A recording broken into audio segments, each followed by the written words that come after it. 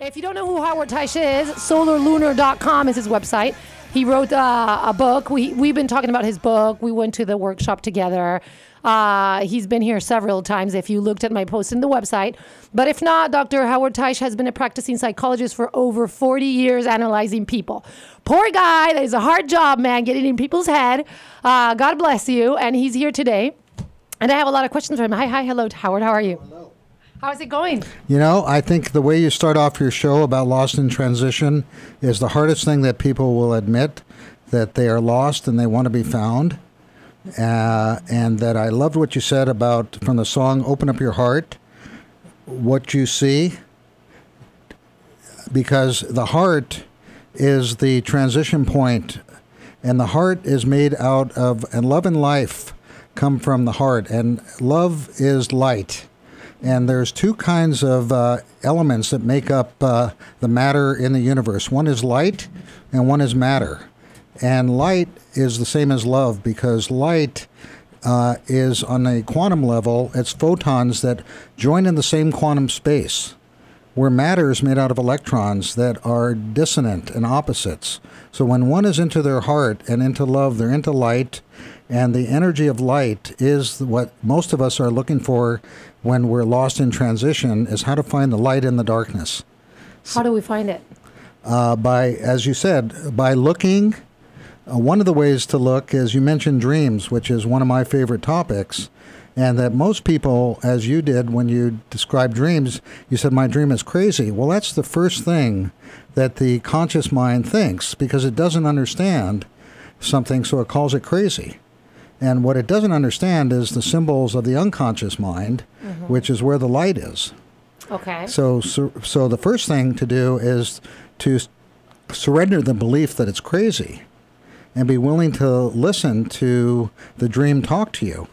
No. I mean, sorry to be judgmental about it. I didn't mean crazy like a good thing. I mean, I think craziness is good. But crazy stops people usually from surrendering to what it is that, quote, they think is crazy, whether it's good or not so good. Okay. So it's really the surrendering of the ego conscious mind, that there really is another world that's actually 98% of us that has all this information that is looking to come forward to the surface if we make room for it. I agree completely. When I said crazy, let me rephrase this. I meant, me in the dream, riding a German Shepherd, having a saddle on the German Shepherd and flying with the German Shepherd like he was a unicorn. It was funny.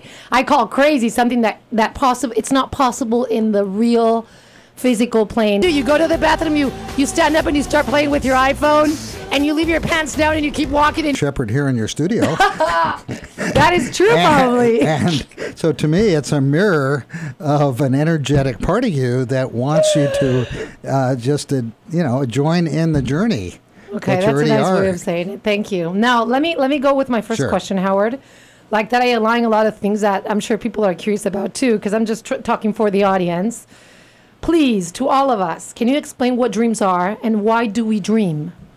What are dreams? Well, there's a zillion theories about dreams. It's even thought that animals have this layer that goes on where they're processing information. There's a lot of theories about what it is that dreams are about. From my perspective, dreams represent the architecture of what the conscious mind needs to have as an addition to expand. And so the conscious mind only can do so much during the day, so what it is that offers the next gift is the dream. And I dream, I had all kinds of... Why do you call it a gift? Because it's energy in the form of symbols and images, and the really deeper part of the mind, the emotional mind, is made of symbols and images. And the ego mind, if it can access the energy of the symbols and the images and it join in, like you did joyfully a moment ago when I suggested that you are the German Shepherd with wings riding in here, that brings a whole different doorway of energy up in you in the moment that would maybe not have been there in the same way. So when one can align themselves with their dreams, one can be liberated quicker to where they're headed, because dreams are the code of the mysteries of life. I agree. Now, when you say align with your dreams, what does that mean? Because so far as I know, I tried a lot, and I read a lot. Alejandro Jodorowsky, one of these great authors that studies dreams, he explained that, it would be great that if we can control our dreams. We'll talk about that further on because I have many questions about that. But when you mean aligning with your dreams, that means you understand, comprehend, or control your dreams? Or what does that mean? It's the opposite of control. Oh, okay. It's letting go of the fact that you have a fantasy you're in control, and be willing to listen to the dream talk to you in energy, instinct, and images, and be open to include those because they're not rational. But I mean, you can't even control them because when you dream, it's like there's so much information there that you're not even understanding where is it coming from and where is it going. So ask the question about control again. Because you said it's not about controlling, it's about letting go. But when you're dreaming, there's no other choice than letting go because you don't really understand what's happening. But when you're awake, it's the integration into your conscious life of the nighttime material. Okay. That is what one can include, expand. It's an expansion process. So basically, it's like a database of a lot of information hidden with codes and symbols that are trying to say us something that we're not seeing in our conscious Very well put. reality. As well as we could. As well as we could. What does that mean? I don't understand. Well, for example, like your dream, when you first told it, you didn't say that the German Shepherd had wings. It didn't have wings. It just flew. It just flew. Yeah. Well, that flying spirit, for example, there's 7 different kind of systems that dreams operate in, and one of them are flying systems. Mm-hmm. They're a system to get above the earth, to get above what you're aware of. So something in the dream is asking you to have a higher perspective, a 50,000 point view of something going on. So there's a few processes that you can learn that can help you get a little bit of information. One can't be greedy with dreams and think you're going to get it all. If you get a little gift of energy, some insight, you're going to be different than you were before. Okay, good. Now, why do we dream? It seems to be a biological reality of mammals, maybe of reptiles. Process information, is the best way. We're information processing machines taking in zillions of bits of data, much more than we can ever consciously be aware of as humans. Mm-hmm. And it's environmental information that's sitting in the system that's working itself out at night. There's a different chemistry that goes on in dreaming than there is in the daytime life. And it's one of the great mysteries there is in life. And any little bit to understand the mystery is an exciting expansion. It is. It is absolutely. I always think about that. There's the movie The Matrix. I don't know if you've seen it. Yep. That they go inside this topic, and it's so interesting because I'm always like, what do we do when we dream? Do we get out? Is there a possible chance that we get out of our bodies? Well, we are out of our bodies in our nighttime life in our dreams. We are. Like our soul takes off, or what the heck? It's the soul's journey. Dreams are the wisdom of the soul, talking to ourselves, helping us to expand our knowledge of our non-materialistic self. So where does the soul go? Where does the soul go? Yeah. It goes into the multiple other universes and gathers information. For example, I'm very interested in shamanism. In? Shamanism. Shamanism, me too. I love it. Well, shamanism, there's usually shamans travel to other worlds to get information so they can bring back to heal the person and themselves. Because the shamans are healers, and dreams are the same thing. Did you read Carlos Castaneda? Sure. Okay, because he speaks a lot about that and tells of all the information that they... Dreams essentially are coming from other worlds to help us have a fuller life in this world. Oh, nice how you say it. Okay, interpretations of... okay, this is my thought, all right? I can totally be wrong, but this is what I personally think. Interpretations of a dream can be infinite. I never understood how therapists could analyze dreams and come up with a conclusion, meaning the mind is so complicated itself already, and on the top of it, it interprets certain information and stores it in dreams. How can we possibly know the exact meaning of it? Saying that you're a therapist and you're analyzing people's dream. How do you know that this statement that you're going to pull out, it's going to really help that person, and what you say is the truth? You don't. In fact, I don't even try to analyze dreams. That's kind of a myth. What I try to do is reflect on them with the person and hopefully have some resonance to something that I pick up in the dream that resonates with the person I'm talking to. and mirroring back their metaphors and a little bit that I know about how the processes of the unconscious mind works. So I don't try to analyze. There's many interpretations of dreams, and there's no right and wrong. If it helps, then it's a gift, and there's endless material in dreams. So that the attitude that you're going to be analyze something, to me, is a place not to start from. To me, it's about opening up the doors for communication and activation of energy and symbols, because the brain is a symbolic instrument. Words are descriptions of unconscious pictures. And so the dreams are the pictures without the words. I agree completely and now. So when you come and bring a dream forward, you're adding in the wholeness of your conscious life, which is based on words. And so you have your conscious life and you have your treasure chest of symbols. And the two together make the greatest jewelry there is in life. So how do you, give me an example, how do you help a person in your office, in your clinic, whatever, when he tells you what he was dreaming? Let's take your dream. Okay. What's your association of German Shepherds? Oh, I love German Shepherds. And I love them, absolutely. It's my favorite dog, and, you know. So there's some favorite energy that you're riding and flying with. And where does it go? Does it go any place in the dream, or it's just a statement? Is there any more to the dream? Because oftentimes there's little bits and pieces. Most people discount a dream. They don't really think it's worth saying. No. There is. I'll tell you right now, because I'm remembering, because this was like 3 weeks ago.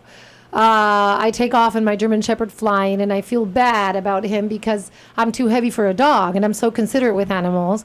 And I'm like, this dog is taking me, you know, we're flying around. I'm having a blast, but I'm just so considerate of the poor animal, you know, carrying me around, because I'm like 58 kilograms. And I'm remembering being concerned. I mean, while I'm riding, having fun, concerned about the animal carrying my weight. So the first thing I look at in a dream is the emotions. Oh, okay, I see. So feeling bad about something that you're enjoying out of some ego concern.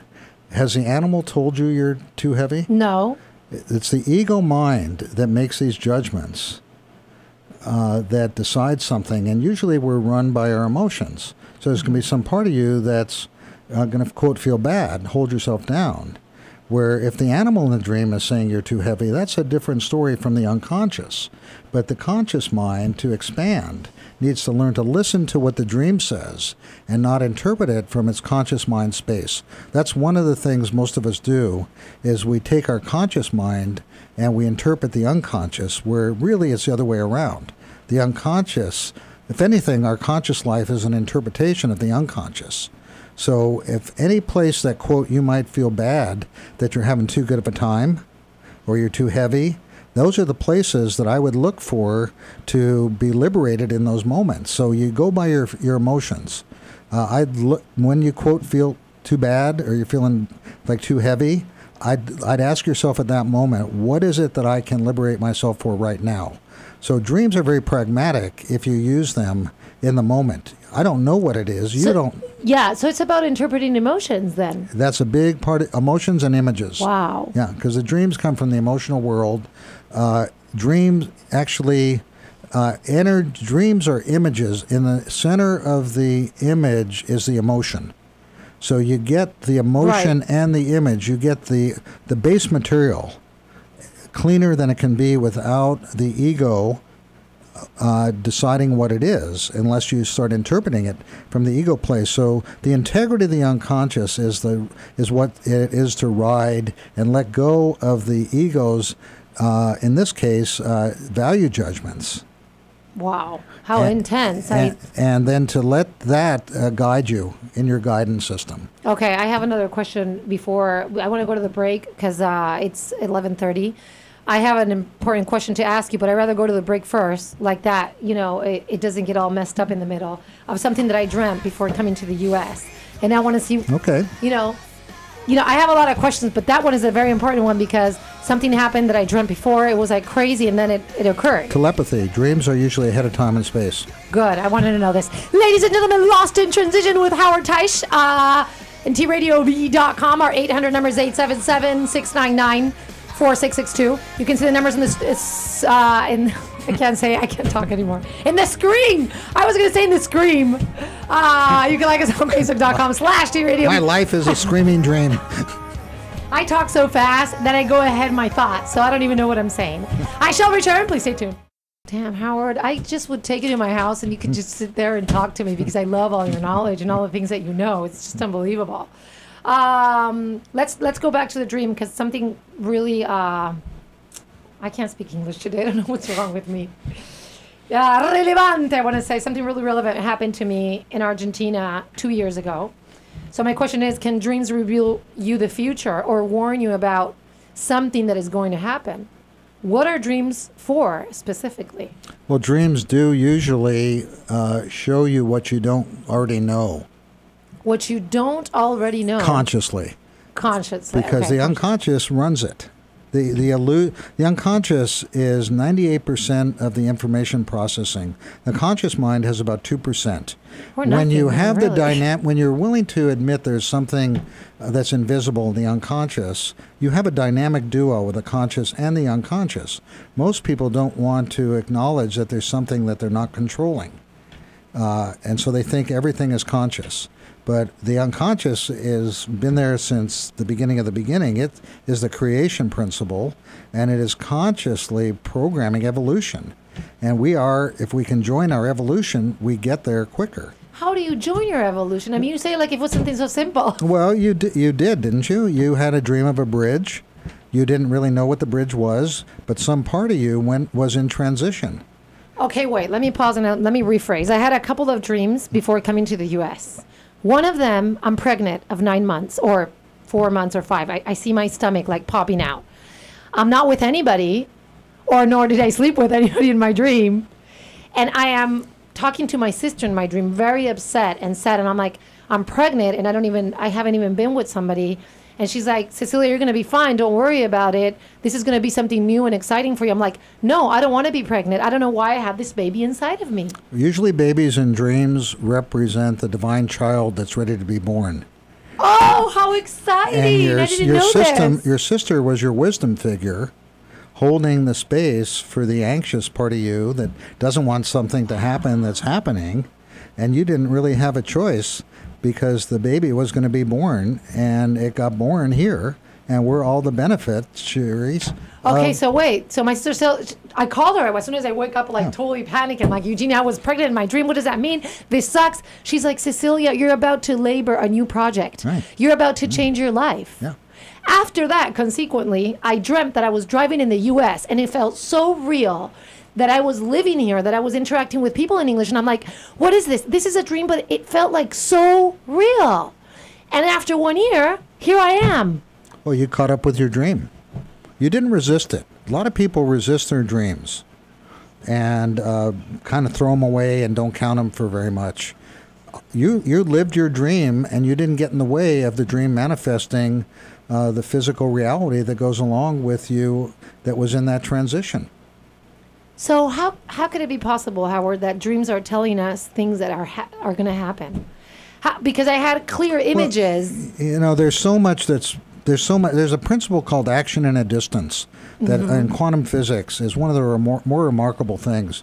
They've discovered that when a photon is it also hits, there's another part of a photon that's way beyond the speed of light that gets mirrored at the same moment. There are so many things that nobody knows. You go into the technical details. I'm not a scientist, but I'm interested in the fact that these are the images of the unconscious telling us what we can learn now at this point in history to help us not be unconscious and continue with the same shadowy mistakes that we've made by being unconscious before. So dreams to me are the oracle. That's how ancient cultures, that's what ancient cultures, they had dream temples in Greece. Before you made any big move, you would go to, quote, a doctor, and they'd have these healing centers. The first thing they'd do is they put you in a dream incubation center, and they wouldn't actually heal you and do anything until you had a dream. And then they'd interpret the dream, and then they would guide your healing from the dream. So it's only us who's kind of discounted dreams in the modern culture by the ego inflation and the cognitive awareness, and we don't understand something, so we don't count it.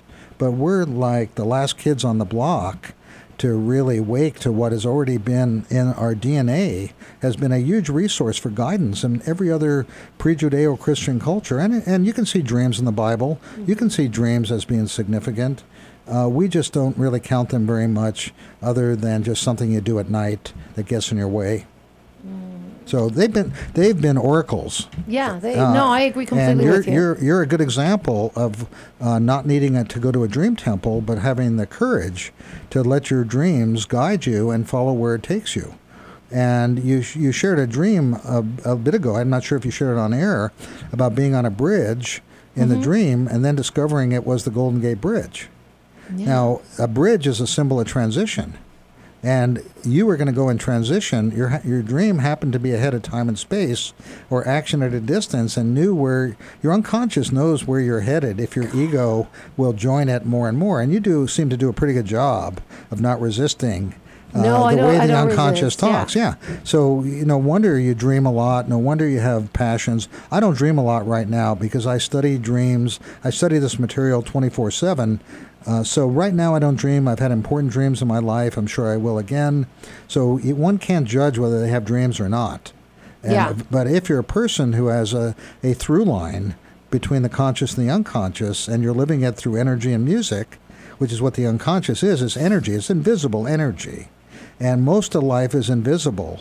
It's the fantasy that it's not, that we over-concretize matter and don't really see the dance between the invisible and the visible as being one.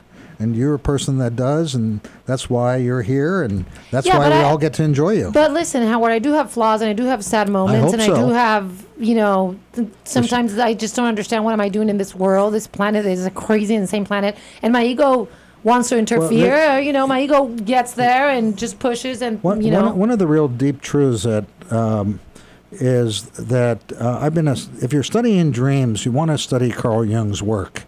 C.G. Jung. Yeah, we're going to talk about that in a minute. And Jung realized that there's a personal dreams and there's collective dreams.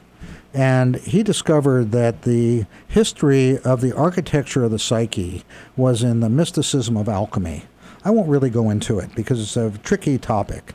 But in alchemy, what the individual, you as an alchemist... What is alchemy? Alchemy is transformation, lost in transition.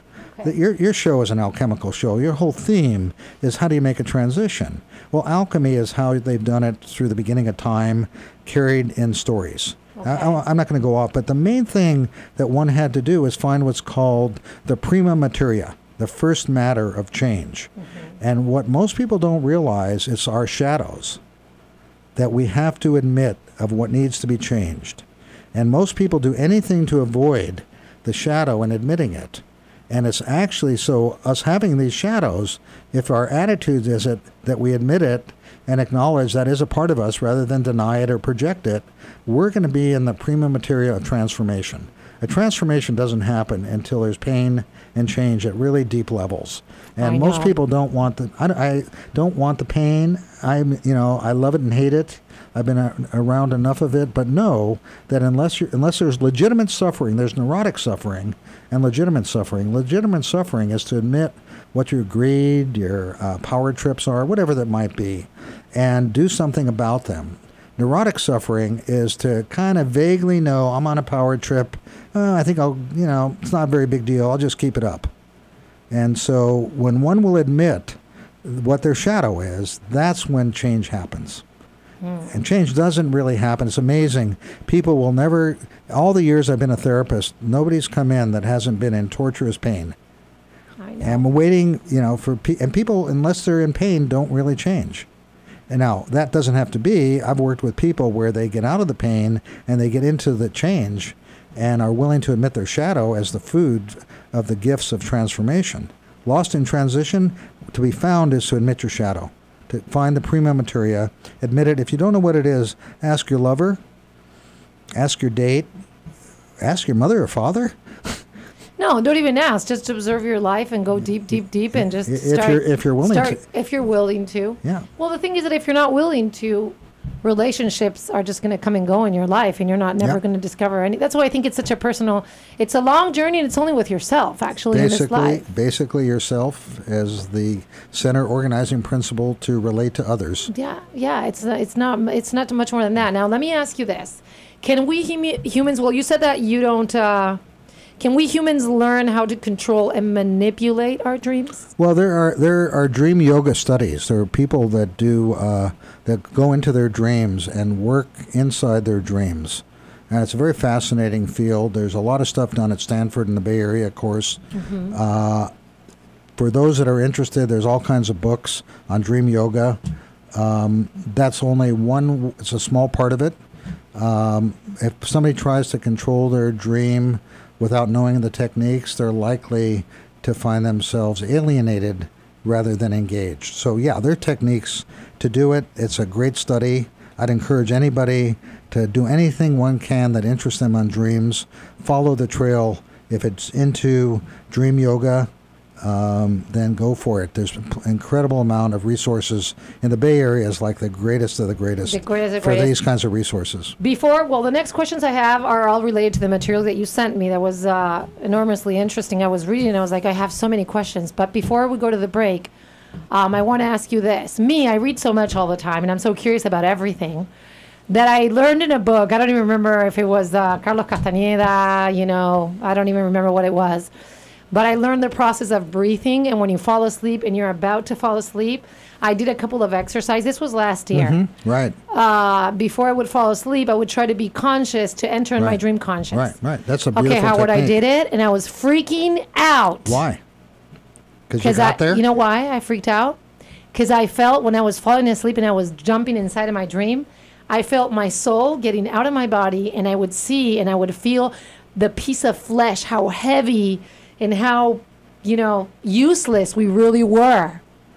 And when I saw that detachment and the soul, how light and vivid, it freaked me out because I didn't know what to do with it. I had this power in my hands when I was dreaming that I didn't know what to do because I felt that I was getting out of my body and I could get inside of my dreams. At the same time, my body was like abandoned there. It really freaked me out because I didn't know the technique. Mm-hmm.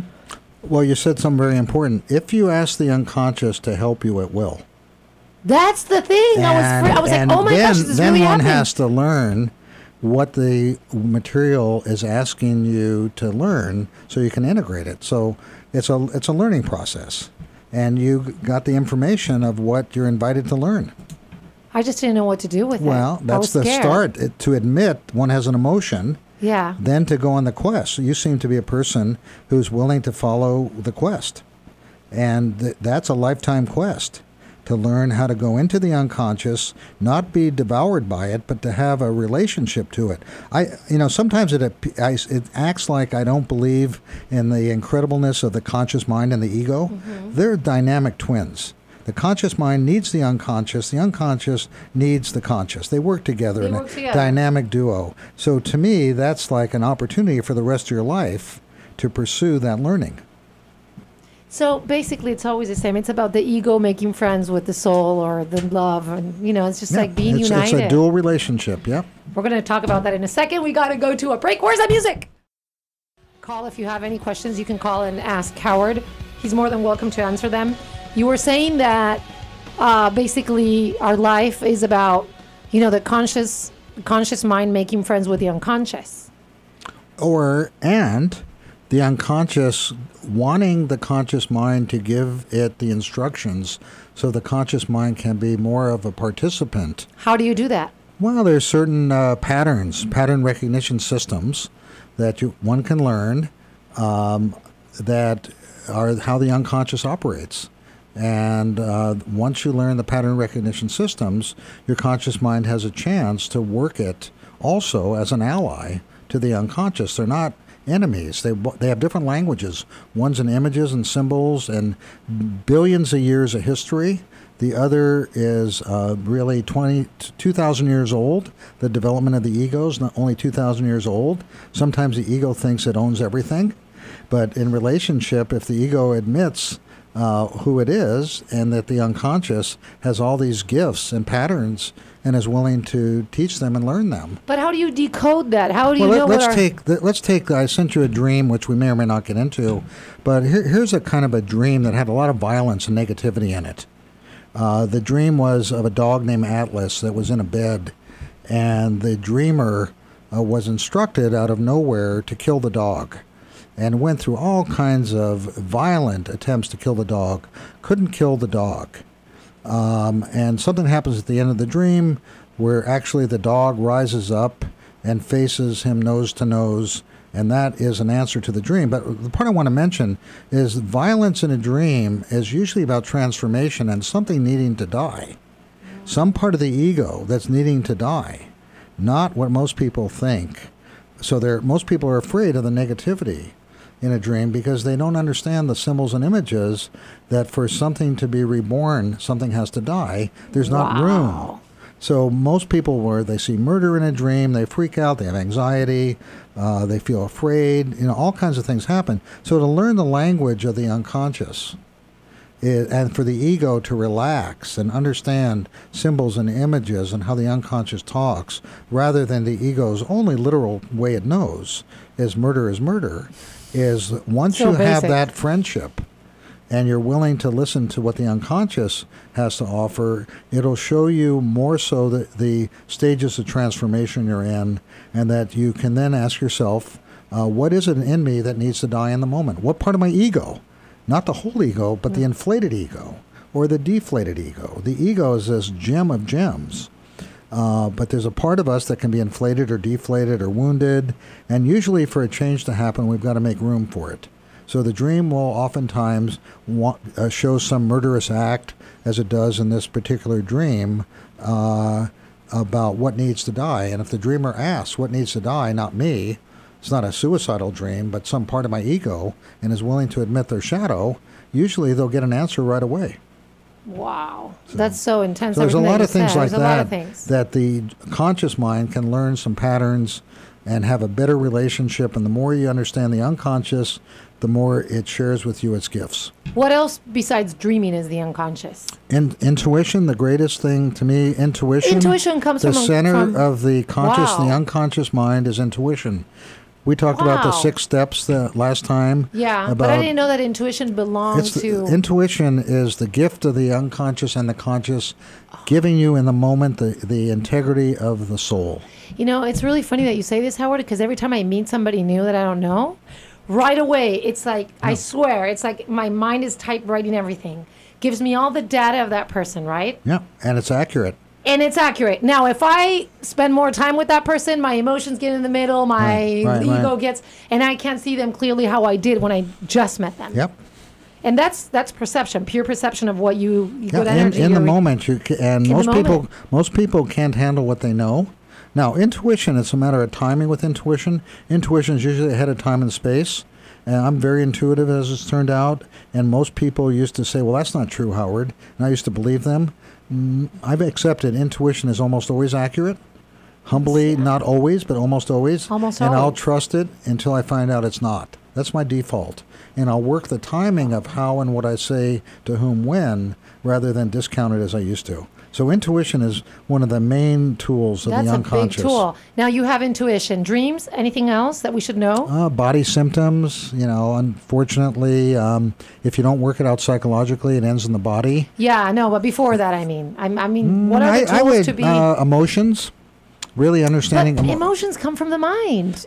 They come from, there's 3 minds. There's a reptilian mind, the limbic system, the emotional mind, and the thinking mind. And so do dreams come from the emotional mind. If you really learn how to deal with integrity of emotions rather than... What does that mean? Well, as from the other shows, we've talked about having expectations. Mm-hmm. Most people have expectations, and the world doesn't match their expectation. They have a feeling, not an emotion. And so most people then are holding these negative feelings. If you don't have expectations... and you pop your expectations as we went through, notice the negative feeling, ask your unconscious what the expectation is, put it in a balloon, pop it, listen to your intuition.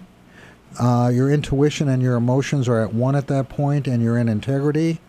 and take action on that, you'll be living the integrity of your soul and your ego, because the ego and the soul are twins.